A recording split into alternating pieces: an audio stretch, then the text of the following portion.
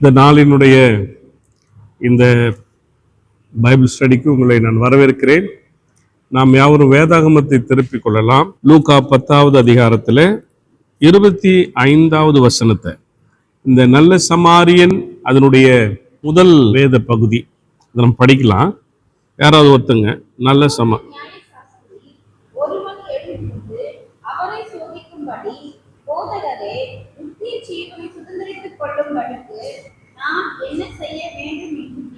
நித்திய ஜீவனை சுதந்தரித்துக் கொள்ளும்படிக்கு நான் என்ன செய்ய வேண்டும்? இந்த கேள்வியினுடைய முக்கியத்துவம் என்ன? The importance of the question. எதுக்காக இந்த கேள்வியை அவர் முன்வைக்கின்றார்? ஒரு முக்கியத்துவம் இருக்குது. நித்திய ஜீவனை, சோ அவருக்கு நித்திய ஜீவனை பெறணும்ன்ற ஒரு எண்ணம் இருந்திருக்கிறது. எக்ஸலன்ட். வேற ஏதாவது இருக்குமா? இந்த இம்பார்ட்டன்ஸ் எதுக்கு? கடவுளோடு கூட பரலோகத்துல கடவுளோடு கூட வாழணும் அப்படின்ற ஒரு எண்ணத்துல அவர் கேட்டிருக்கிறாரு. Very good. அப்புறம் வேற ஏதாவது இருக்குதா? காரணம் இருக்கா? ஒவ்வொரு மனித ஆத்மாவும் அழியாதது என்ற உண்மையில இந்த கேள்வியானது வேரூன்றி இருக்கிறது இல்லையா? இந்த கேள்வியில ஒரு முக்கியமான ஒரு ரூட் இருக்கு, ஒரு வேர் இருக்கு. ஒரு மரம்னா அதுக்கு ஒரு வேர் இருக்குன்னு இல்லையா? அப்பதானே அந்த மரத்தினுடைய உயிர் இருக்கும். அப்படி இந்த கேள்விக்கு ஒரு உயிர் இருக்கிறது, ரூட் இருக்கு. அந்த ரூட் என்னன்னா, ஒவ்வொரு மனித ஆத்மாவுக்கும் நான் ஒரு சோல், நீங்க உட்கார்ந்து இருக்கு, நீங்க எல்லாரும் ஒரு சோல். ஒவ்வொரு சோலுக்கும், ஒவ்வொரு ஆத்மாவுக்கும் அது அழியாதது அப்படி என்ற ஒரு உண்மையான ஒரு தகவலை தாங்கி நிற்கிறது. இந்த உலகத்துல ஒரு ஆத்மாவும் அழியாது. சரியா? ரொம்ப முக்கியமா கவனிக்க வேண்டியது. இந்த விஷயத்தை குறித்து நம்ம அதிகமா திங்க் பண்றது இல்லை. ஆமா தானே? நிறைய திங்க் பண்றதுக்கு வாய்ப்பு இல்லை. ஆத்மா என்ன ஆகுது, சோலை பத்தி திங்க் பண்றோமா? நிறைய நம்ம நம்முடைய சரீரத்தை பத்தி தான் கவலைப்படுறோம். சரீரம் தான் முக்கியத்துவம் படுகிறது. இந்த சரீரத்துக்கு தான் இம்பார்ட்டன்ட் கொடுக்குறது இந்த உலகம். ஆமா இல்லையா? ஆனா அந்த சோலை பத்தி யாருமே என்ன பண்றது இல்ல, யோசிக்கிறது கூட நேரம் இல்லை. சும்மா யோசித்து பாருங்க, நம்ம அந்த மாதிரி திங்க் பண்றோமா? நம்ம சோலை பத்தி நம்ம ஜீவனை பத்தி யோசிக்கிறோமா? ஆனா அதிகமா நம்ம எதை பத்தி கவலைப்படுறோம்? இதுக்கு ஒரு 15 நாள் 20 நாள் ஆன உடனே ஹேர் கட் பண்ணணும், நம்ம யோசிக்கிறோமா இல்லையா? அப்புறமா ஒரு நல்ல துணி எடுத்து போகணும். ஒரு கிறிஸ்துமஸ் வந்துச்சுன்னா, ஒரு நியூ இயர் வந்துச்சுன்னா, இல்ல நம்மளுக்கு பர்த்டே வந்துச்சுன்னா, வெட்டிங் டே வந்துச்சுன்னா என்ன, அப்ப நம்ம எதுக்கு கஷ்டப்படுறோம்? உடனே இந்த உடையெல்லாம் எதுக்கு போடுறோம்? இந்த சரீரத்துக்கு தான். ஆனா நம்ம எப்பயாவது ஐயோ வெட்டிங் டே வருதே, நம்ம சோலுக்காக நம்ம எதனா செய்யணுமே, அப்படி எதனா செய்யணுமா? ஐயோ பர்த்டே வருது, இந்த பர்த்டேன்றது ரொம்ப முக்கியமானது இல்லையா? எப்ப அந்த ஆத்மாவு குறித்து ஆத்மாவுக்காக இப்ப திங்க் பண்றோமா? திங்க் பண்றோமா? இல்லைங்க, எப்பவுமே இது இல்லை. இதை குறித்து சிந்திப்பது இல்லை. இப்ப ஒருத்தன் இந்த நித்திய ஜீவனை சுதந்திரிக்கிறதுக்கு நான் என்ன செய்யணும்ன்றத கேள்வி, ஆத்மா, மனுஷனுடைய ஆத்மா அழியாதது என்கிற ஒரு உண்மைய சொல்லுவதற்காக அல்லது உண்மைய இந்த கேள்வி தாங்கி நிற்கிறது. ஒரு ஜீவன், ஆத்மா, அதை பற்றிய ஒரு செய்தியை சொல்ல இந்த கேள்வி துடிக்கிறது அப்படி சொல்லலாம். அவன் கேட்ட கேள்வி, அந்த மனிதர் கேட்ட கேள்வி நம்முடைய ஆத்ம தாகம். இன்னைக்கு நிறைய ஊழியக்காரங்க ஆத்மா ஆதாயத்துக்கு வாங்கன்னு சொல்லி கூப்பிடுறோம், அப்படித்தானே? ஆத்மா ஆதாயம் இன்னைக்கு குறைஞ்சிருச்சு. ஆடு இன்னொரு இடத்துல இருந்து கொஞ்சம் எப்படி எடுத்துக்கலாமான்னு நினைக்கிற ஊழியம் தான் இன்னைக்கு நிறைய பெருகிடுச்சு. பாருங்க, ஒரு இடத்துல புதியதா போய் ஊழியம் செய்யற காலங்கள் போய், எங்கன்னா கிறிஸ்டின்ஸ் ஒரு 2-3 பேர் இருந்தாங்கன்னா அங்க ஊழியம் செய்து அப்படி டெவலப் பண்ற ஒரு நிலைகள் தான் இன்றைக்கு இருக்கின்றது. அப்ப ஆத்மா ஆதாயம், ஆத்மாவு குறித்ததான சிந்தனை, ஆத்மாவு குறித்த கரிசனை என்ன பண்ணிடுச்சு இன்னைக்கு ரொம்ப. சரி, இப்போ இயேசுவினுடைய கதையில கூட இந்த ஆத்மாவை பத்தி, இந்த மனுஷன் ஆத்மாவை பத்தி ஒருத்தருக்கும் கவலை இல்லை இல்லையா? அப்ப அவர் என்ன ஆனாலும் யாருக்கும், அவருக்கு சர்ச்சைக்கு போலாம், அவங்க வேலையா போலாம். இன்னைக்கு நிறைய அப்படிதான் இருக்கிறாங்க. ஆனா ஒரு ஆத்மா என்ன ஆக போகுது, புத்தூரா கிடக்கிற ஒரு ஆத்மாவை குறித்து யாருக்குமே கவலை இல்லாத போதுதான் அந்த முக்கியத்துவத்தை ஆண்டவர் இயேசு கிறிஸ்து தன்னுடைய ஓமையில அதனுடைய ஆழத்தை, இதனுடைய முக்கியத்துவத்தை விளக்குறார். இப்படி ஒரு கேள்வி அவர் கேட்பதாகவும், அதற்கு இந்த மனித ஆத்மாவினுடைய வேல்யூவை இங்கே கொஞ்சம் மேல ஏற்றி நமக்கு சொல்லுவதற்காகவும் இந்த ஓமையை நம்முடைய ஆண்டவராகிய இயேசு கிறிஸ்து பயன்படுத்துவதாக நான் பார்க்கின்றேன். ஒரு காரணம், சரி, இது ஒரு ரீசன். இந்த நித்திய ஜீவன முக்கியத்துவத்துல ஒரு ரீசன் என்னன்னா, இந்த சோலை பத்தி தானே இம்பார்ட்டன்ஸ் வேணும், சோலை பத்தி தானே ஒரு சிந்தனை வேணும். நம்ம ஒரு மனுஷனை பார்க்கறது, ஒரு மனிதனுடைய சரீரத்தை பார்த்து இவன் இவன் அப்படின்னு சொல்றோம், அப்படித்தானே? ஆனா அது ஒரு ஆத்மா, அந்த ஆத்மாவுக்காக ஜெபிக்கிறது, அந்த ஆத்மாவுக்காக சிந்திப்பது இப்படி இல்லை தானே? இயேசுவானவர் அந்த ஆத்மாவை குறித்து சிந்திப்பதாகவே இறையலாளர்கள் என்ன பண்றாங்க, இந்த ஓமையில் முக்கியப்படுத்துவதாக பார்க்கிறாங்க.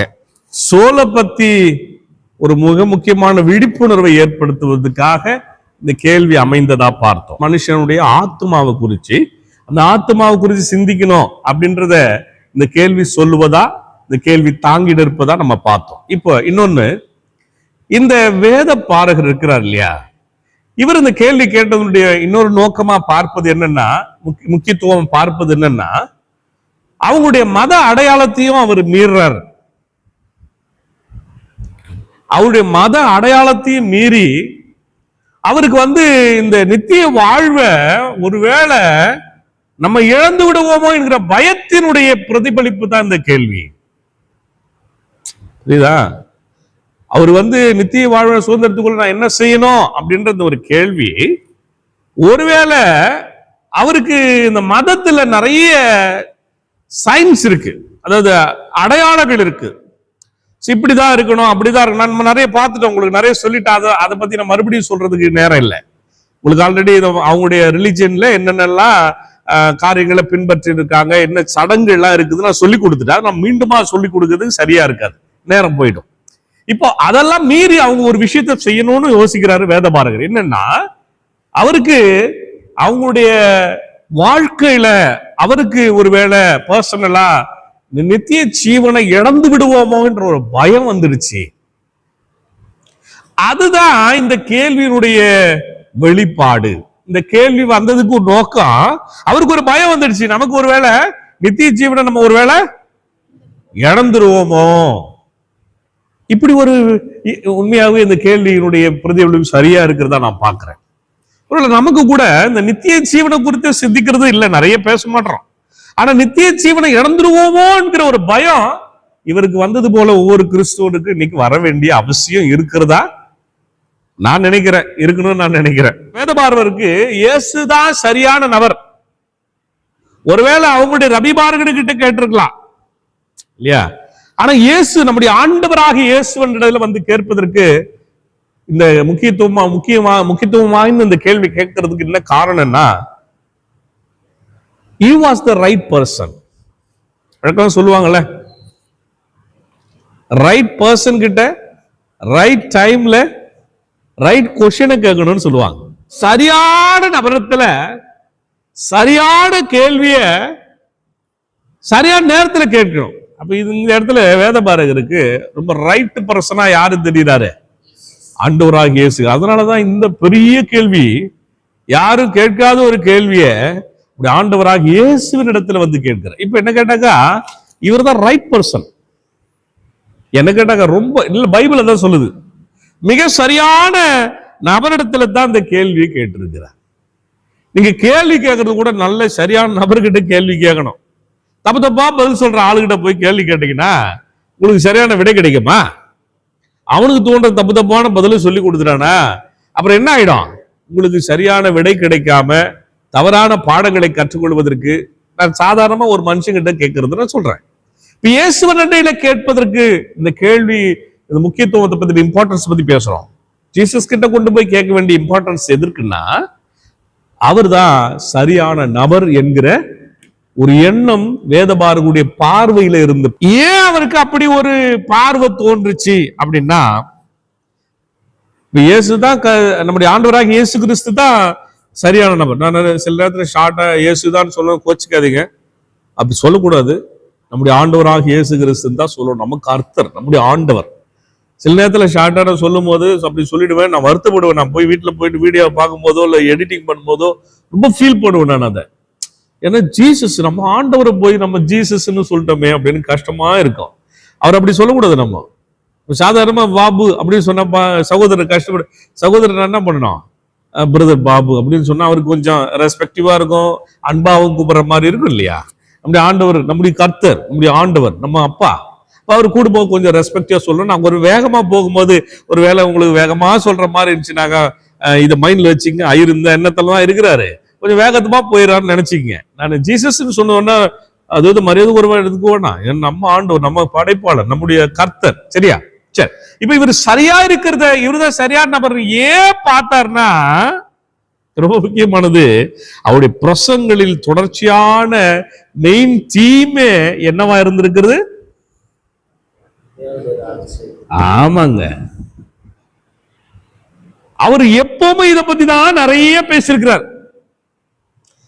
ஆண்டவருடைய ராஜ்யம், ஆண்டவருடைய வாழ்வு, ஆண்டவருடைய இடம், இதை பத்தியே நிறைய பேசியிருக்கிறார். நம்முடைய ஆண்டவராக இயேசு கிறிஸ்துடைய பிரசங்களுடைய தொடர்ச்சியான கருப்பொருளா என்னவா இருந்திருக்கிறது? இவருடைய கேள்வியினுடைய மையமான நித்திய ஜீவனை பற்றிய செய்தியாகவே இருக்குது. அதனாலதான் இவர் சரியா அவரை ரைட் பர்சனா சாய்ஸ் பண்றதுக்கான தேர்வு எடுத்ததற்கான மிக முக்கியமான காரணம் இந்த தீம் இருக்கு இல்லையா. இவர் கேட்ட கேள்வி நித்திய ஜீவன், அந்த தீம் இருக்கு இல்லையா, அது ஆண்டவர், நம்முடைய ஆண்டவராக இயேசு கிறிஸ்துடைய அருளுரையில எல்லா பிரசங்கத்திலையும் பாத்தீங்கன்னா ரொம்ப அதிகமா இருக்கிறது. எதை பற்றிய செய்தியா இருக்குது? இந்த தீமை பற்றியதான செய்தியாகவே இருக்கின்றது. மனிதனுடைய வாழ்க்கை வெறும் 70 80 ஆண்டு காலத்தோடு முடிந்து விடுகிறதா? 70 ஆண்டுல இருந்து 80 ஆண்டு காலம் ஆயுட் நாட்கள் அப்படின்னு பைபிள் ரெக்கார்ட் பண்ணிருக்கிறதுனால நான் அதை சொன்னேன். அப்ப அதோடு முடிஞ்சிடுதா? என் கொஸ்டின் அதுதான். நீ நித்திய ஜீவனை பத்தி பேசும் பொழுது இந்த கேள்வியை கண்டிப்பா என்ன பண்ணணும்? கேட்கணும். கேட்கணுமா கேட்க கூடாதா? இப்போ நமக்கு அது 70 to 80 இல்ல ஒரு 4 பேர் நம்ம 90 100 வரைக்கும் இருக்கிறாங்க. அது உண்மையிலே கர்த்தருக்கு ஸ்தோத்திரம், அவங்க இருக்கட்டும், இன்னும் நல்ல ஆயுசு நாட்களோட இருக்கணும். ஆனா அதோட வாழ்க்கை முடிந்து விடுகிறதா? கேள்வி அதுதான். இந்த சோல் லைஃப், நமக்கு இந்த உலக வாழ்வு, சோல் லைஃப்ன்றது முடிஞ்சிருதா? லைஃப் பத்தி பேசுறோம், இட்டர்னல் லைஃப் பத்தி தான் பேசிட்டு இருக்கிறோம். அதோட முடிஞ்சிடுதா? முடியுறது இல்லையா? எப்படி அவ்வளவு தைரியமா சொல்றீங்க முடியறது இல்லைன்னு? அப்படியே அழறீங்க. முடியறது இல்லை தானே? சந்தோஷப்படுவேன் தானே? பாசத்துல அழறீங்க, பார்க்க முடியாதுன்னு அழறீங்க. இவ்வளவு நாள் இருந்தாங்களே ஐயா, அப்ப இல்லாத போயிட்டாங்களே, அதுக்காக அழறீங்க. சில கோட்பாடுகளை உங்களுக்கு சொன்னாக்கா கிளியரா புரியும் நான் நினைக்கிறேன். அந்த கோட்பாடுகளை பைபிள் சொல்லல, ஆனா அந்த கோட்பாடுகளை உலகம் தாங்கி நிற்கிறது.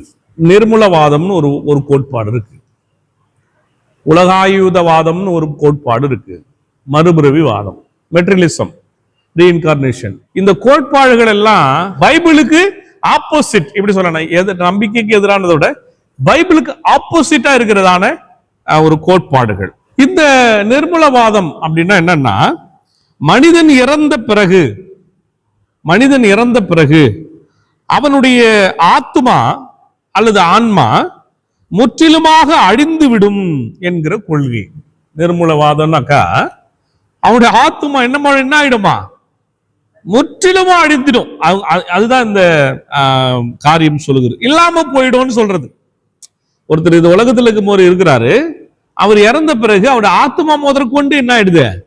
இல்லாம போயிடுது அப்படின்ற ஒரு கோட்பாடு. ஆவிக்குரிய கண்ணோட்டத்துல மனித ஆத்மாவுக்கு என்ன இல்லை? அழிவு இல்லை, அது என்றென்றைக்கும் நிலைத்திருக்கும். அப்படிதானே? இப்போ அதனாலதான் இட்டர்னல் லைஃப்னு அதுக்கு நம்ம பேர் வைக்கிறோம் இல்லையா? என்றென்றைக்கும் அது நிலைத்திருக்கிறதுனால அது இட்டர்னல் லைஃப்னு சொல்றோம். ஆனா இவங்க என்ன சொல்றாங்க நிர்மூலவாதத்துல, அது ஒரு மனுஷன் இறந்த உடனே என்ன ஆயிடும்?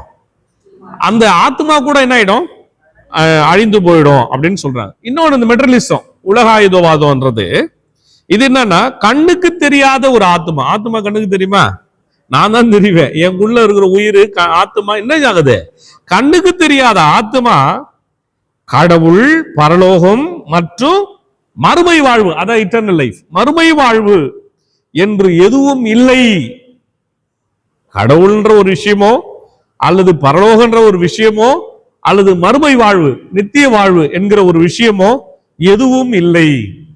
ஏன்னா கண்ணுக்கு தெரியும் இந்த மேட்டர்ஸ், பொருட்கள், பாடி, அது மாத்திரம் உலக இன்பங்களுக்கு உண்மையா இருக்குது. இன்னைக்கு உலகத்துல கண்ணால பாக்குறது இந்த பாடியை தான், அப்படித்தானே, அந்த உடலை தான். உள்ள இருக்கிற அந்த ஜீவனை என்ன பண்ண முடியாது, கண்ணால பார்க்க முடியாது. யாரும் பார்த்துருக்கீங்களா? கண்ணில் பார்த்துருக்கீங்களா ஆத்மாவை? அப்படி பார்த்தீங்கன்னா நீங்க பெரிய ஆளுங்கன்னு அர்த்தம்.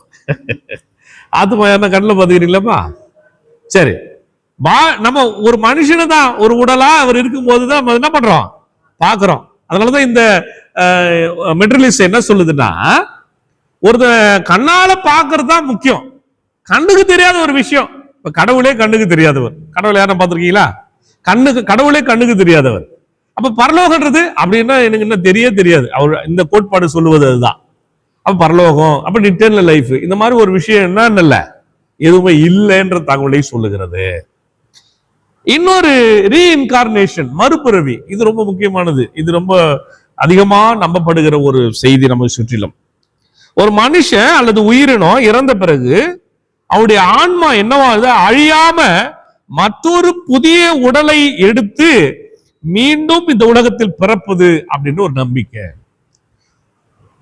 ஒருத்தர் இறந்துட்டானா வேற ஒரு உருவத்துல வேற ஒரு உயிரா வருவான். சிம்பிளா நீங்க புரிஞ்சுக்கிறதுக்காக சொல்றேன். நம்ம கிறிஸ்டியன்ஸ் கூட சொல்றது உண்டு, எமோஷன்ல சொல்றது உண்டு. பாருப்பா, அப்பா இறந்துட்டாங்க தானே, பாரு பாப்பாவுக்கு குழந்தையா வந்து பிறந்துக்கிறாரு. மறுபிறவி, இந்த கோட்பாடு எல்லாருக்கும் என்ன இது ஊடுருவிட்டு இருக்குது. சோ இந்த கான்செப்ட் நம்ம என்ன பண்ணிடுறோம், நம்மளையே அறியாம சில விஷயங்கள் என்ன பண்றோம், இதை நம்புறோம். அப்படிதானே? இன்னொரு மறுபிறவி சொல்லுவாங்க, ஒரு குழந்தை பெற்றெடுப்பது ஒரு மறுபிறவின்னு சொல்லுவாங்க. அது ஓகே, ஏன்னா அந்த உயிரை கொடுத்து ஒரு அப்படி வர்றதுனால சொல்லப்படுறது ஒன்று. ஆனா இந்த கான்செப்ட் அப்படி இல்லை. இது என்னன்னா, ஒரு உயிர் இறந்த பிறகு இன்னொரு உயிரா என்ன பண்ணுது, அது வேற ஒரு உடல்ல போய் ஒரு உயிரா மாறும், அது ஒரு இன்னொரு உருவத்துல வந்துடும் அப்படின்ற ஒரு கான்செப்ட் அதுல இருக்கிறதா பாக்குறது. மனுஷன் அழியிறது இல்லை. ஆனா இது என்ன பண்ணுது, இன்னொரு இடத்துக்கு நீங்க சொல்ற மாதிரி இதோட கனெக்ட் பண்ணி பாத்துறாதீங்க. மறுபடியும் இங்கே இன்னொரு உடல்ல போய் இங்கே உயிர், அது இல்ல. இப்ப நித்திய ஜீவனை பத்தி பேசிட்டு இருக்கிறோம். நித்திய ஜீவனை சுதந்திரிக்கு நான் என்ன செய்யணும் அப்படின்னு ஒரு கேள்வியை வைக்கிற இடத்துல வந்து நின்றுட்டு இருக்கோம். இப்போ அந்த நித்திய ஜீவன் பேசும்பொழுது அவர் எங்க போவாரு கேள்வி. அக்கா சொல்றாங்க பரலோகம் போயிடுவாரு, அப்புறமா வேற எங்க போவாரு, இது யாரும் பேச மாட்டோம், நரகம் போவாரு நம்ம சொல்ல மாட்டோம். நம்மளுக்கு ஆவாத ஆளுன்னா என்ன பண்ணிடுவோம், கண்டிப்பா நரகம் போயிடுவாருன்னு சொல்றோம். நம்ம வேண்டப்பட்ட ஆளு நம்ம என்ன சொல்ல மாட்டோம், அங்க போறது அந்த இடம் நம்மளுக்கு என்ன பண்ணது பிடிக்காது, அங்க அதை சொல்ல மாட்டோம். பட் இது கதையில ரொம்ப முக்கியமானது சார். கதையில ஆண்டவருடைய இயேசுனுடைய நம்முடைய கர்த்தராக தேவன் சொன்ன அந்த கதையில இந்த நரக வேதனையை ஒருத்தன் அனுபவித்து கொண்டிருக்கின்றான். சும்மா என்ன படம் வரி தெரியல, சும்மா ஒரு மனுஷன் வச்சுங்க, தலை இல்லைல்ல, சரி, நரக வேதனையை ஒருத்தன் அனுபவித்து கொண்டிருக்கிறான். அங்க 3 பேர் வராங்க சார். அவங்க எல்லாம் பரலோக வாழ்க்கை வாழ்ந்து கொண்டிருக்கிறாங்க. அப்படின்னா சுகமா இருக்கிறான். இப்போ கண்ணுக்கு எதிரில் ஒருத்தன் நரக வேதனை அனுபவித்துக் கொண்டிருக்கிறான். அவன் துடிச்சிட்டு இருக்கான். இதை பார்த்துட்டு இந்த பரலோக வாழ்வுக்கு போற கிறிஸ்தவர்கள் அல்லது கடவுளுடைய பிள்ளைங்க விலகி செல்கிறார்கள். இதை பத்தி கவலை இல்லை சார். ஒருத்தர் கண்ணுக்கு முன்னால ஒருத்தன் நரக வேதனை அனுபவித்து கொண்டு இருக்கிறான், வாழ்க்கையை இழந்து நிற்கிறான், யாருமே ஆதரவு இல்லாத ஒரு சூழல் இருக்கிறான். இயேசுவின் கதையில இயேசுவானவர் அவளுக்கு ஒரு சரியான பாடத்தை சொல்ல விரும்புகிறார். நித்திய ஜீவனை பத்தி பேசும்பொழுது அவருடைய கதையில இந்த கான்செப்ட் உள்ள ஒரு மனுஷனை இயேசுவானவர் ஆண்டவர் அழகா படம் பிடித்து காட்டுகிறார். இது மாதிரி நிலையில் இருக்கிறவர்களை இந்த வகுப்பை பெற்றுக்கொண்டிருக்கிற நீங்க இப்படி நிலையில் இருக்கிறவர்களை குறித்து சிந்திக்க வேண்டிய அவசியம் இருக்கிறது. நிறைய பேர் இன்னைக்கு மரண வேதனைப்படுற, சாப்பாட்டுக்கு வழி இல்லாம இருக்கிறான், வீடு இல்லாம இருக்கான், ஆமாவா இல்லையா? தலையில எண்ணெய் வச்சு கூடாத கூட எத்தனை பேர் இருக்கிறான். நமக்கு எல்லாம் இருக்கிறது. என்ன கேட்டாக்க நம்மெல்லாம் தான் பணக்காரங்க. நம்மளாம் யாரு? அவர் அல்ல சொல்லுங்க, நம்மளாம் யாரு? உங்களுக்கு பணக்காரன்னு சொல்லி சந்தோஷம் வரக்கூடாதா? எப்படின்னா, என் கான்செப்ட்ல 3 வேளை சோறுக்கிறவனுக்கு அவன் பணக்காரன், ஆமாவா இல்லையா? இருக்கிறதுக்கு வீடுக்குதா? அப்புறம் நினைச்சா நம்ம துணி, எந்த துணினா எடுத்து நம்ம அயன் பண்ணி போட்டுக்கிறதுக்கு, துவச்சி போட்டுக்கிறதுக்கு நம்மளுக்கு வசதி இருக்குதா? இது 3மே இல்லாதவன் யாரு? ஏழை. இப்போ உங்களால என்ன பண்ண முடியுது? பாபு பிரதரால டெய்லி நல்ல ஒரு ட்ரெஸ்ஸை போட்டுக்க முடியுது, நல்ல சாப்பாடு அக்கா உங்களுக்கு நல்லா குக் பண்ணி கொடுக்குறாங்க, அப்படிதானே? 3 வேளை சோறு கிடைக்குதா இல்லையா? இப்ப இது கிடைக்காதவன் ஏழை, இதை கிடைச்சவன். இப்ப நான் இப்படி பாக்குறேன், அந்த மாதிரி இருக்கிற மனிதர்களை, அந்த மாதிரி கஷ்டத்தில் இருக்கிறவங்கள, வேதனையில் இருக்கிறவங்கள குறித்து ஒரு நாளாவது நாம் சிந்திக்க வேண்டிய அவசியம் இருக்கிறது. நிறைய பேர் நரக வேதனை அனுபவிச்சிருக்காங்க. இன்னைக்கு ஒரு பிரேயருக்கு போனேன், நான் உங்களுக்கு ஆரம்பத்தில் சொன்ன ஒரு பிரேயர்ல இருந்தேன்னு. இன்னைக்கு ஒரு பிரேயருக்கு போனேன். ஒரு சகோதரி மிக கடினமா இருந்தது, அவங்கள பார்க்கும் அவ்வளவு கஷ்டப்பட்டேன் நான். அவங்களுக்காக கிட்டத்தட்ட 2 மணி நேரம் இன்னைக்கு நாங்க ஜெபம் பண்ணோம். ஒரு 2 ஐயருங்க, ஒரு லே பர்சன், நாங்க 2 மணி நேரம் அந்த அக்காவுக்காக நாங்க ஜெபம் பண்ணோம். அந்த 2 மணி நேரத்துல அவங்களுக்கு படாத பாடு, ஏதோ ஒரு ஈவில் ஸ்பிரிட் அவங்களுக்கு இருக்கு. அவங்களால உட்கார முடியல, அப்படியே கீழே பிறல்றாங்க. அவங்களுக்கு பார்க்கறது ரொம்ப கடினமா இருந்துச்சு. மரண வேதனை பட்டுட்டு இருக்கான். அவனை குறித்து சிந்தின அவன் அழும்போது கொஞ்ச நேரம் போய் அழுங்க ஆண்டவர் சமூகத்துல. அந்த ஐயரு, என் பக்கத்துல நின்னுங்கிற ஒரு ஐயரு, அவர் அழுது ஜபித்து கொண்டிருக்கிறார். நானும் ஒரு பக்கமா நின்று கண்ணீரோடு ஜபித்து கொண்டிருக்கிறேன். இன்னொரு அண்ணன் அவரு கண்ணீரோடு ஜபிக்கிறார். பயங்கரமா வல்லமையா இன்னைக்கு அந்த அக்காவுக்கு ஹீலிங் ஆயிடுச்சு. அப்படிப்பட்ட நரக வேதனை படுறவங்க நிறைய பேர் இன்னைக்கு இருக்கிறாங்க. அவங்கள பத்தி சிந்திங்கன்றதுதான் இயேசுவானுடைய கதையில, அந்த ஓமையில சொல்லப்படுகிற மிகப்பெரிய காரியமா நான் பார்க்கிறேன். இன்னைக்கு பரலோக வாழ்வை வாழ்ந்து கொண்டிருக்கிறவர்கள், 3 வேளை சோறு இருக்கிறவன், வீடு இருக்கிறவன், துணி உடுத்தி மாத்து உடவு உள்ளவன், என்ன கேட்டா இன்னைக்கு பரலோக வாழ்வு வாழ்ந்து கொண்டிருக்கிறவர்கள். எல்லாம் சுகமா இருக்கிறேன் அப்படின்னு சொன்னா, நானும் கண்டிப்பா அந்த பரலோக வாழ்வு எனக்கு இருக்குது. பசி இல்ல இருக்கா? பரலோகத்துல பசி இருக்காது, பட்டினி இருக்காது, இறப்பு இருக்காது, இல்ல இப்படி நிறைய சொல்லிட்டே போலாம் இல்ல. இப்ப அந்த மாதிரியான நம்ம எல்லாம் சுகமான ஒரு வாழ்வு, அந்த நிலை வாழ்வு, நிலையா இருக்கிற ஒரு வாழ்வு, நம்ம நிலைச்சிருக்கிறோமா?